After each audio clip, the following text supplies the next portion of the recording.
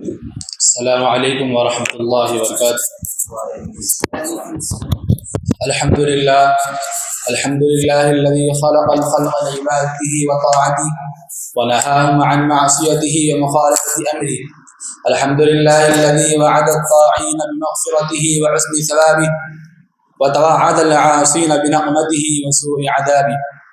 والصلاة والسلام على خاتم أنبيائه وأفضل رسله سيدنا محمد وعلى آله وأصحابه أجمعين، أما بعد. فقد قال الله تبارك وتعالى في القرآن المجيد والفرقان الحميد: أعوذ بالله من الشيطان الرجيم، بسم الله الرحمن الرحيم. من عمل صالحا فلنفسه ومن أساء فعليها.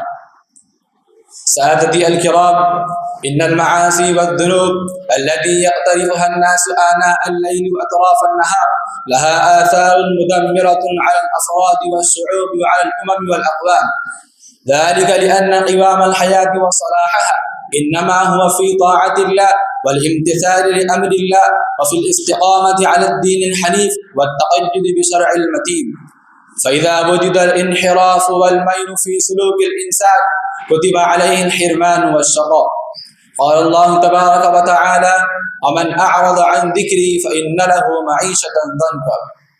أيها الإخوة، إن المعاصي والذنوب سبب للشقاوة في الدنيا والآخرة، لأن الله تبارك وتعالى قد جعل للبشرية منهجا يضمن لها السعادة في الدنيا والآخرة. فمن اتبع منهج الله سعد في دنياه وأفلح في أخراه، ومن أعرض منهج الله هلك في دنياه.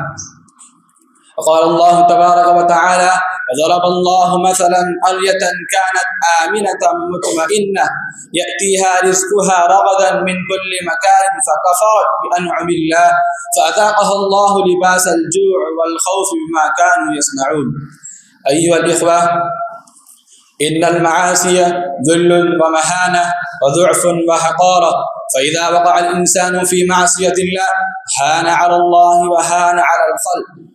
وعن ثوبان رضي الله عنه عن النبي صلى الله عليه وسلم قال: يوشك الأمم أن تداعى عليكم كما تداعى الأكلة إلى قصعتها. قال قائل: يا رسول الله، من قلة يومئذ نحن؟ قال رسول الله صلى الله عليه وسلم: بل أنتم يومئذ كثير، ولكنكم غثاء كغثاء السيل، ولينزعن الله من صدور عدوكم المهابة منكم وليقذفن في قلوبكم الوهن. قال قائل: يا رسول الله، ما الوهن؟ قال رسول الله صلى الله عليه وسلم: حب الدنيا وكراهية الموت. أيها الإخوة الكرام، إن المعاصي سبب للخاتمة. فإذا وقع الإنسان في معصية الله لأن الله تبارك وتعالى أجرى سنته في العالم بأنه من عاش على شيء مات عليه، ومن مات على شيء بعث عليه. فإذا عشتم في طاعة الله ومتم على الطاعة وبعثتم عليها. قال تعالى: يا أيها الذين آمنوا اتقوا الله حق تقاته ولا تموتن إلا وأنتم مسلمون. وقال تعالى: ومن أعرض عن ذكري فإن له معيشة ضنكا.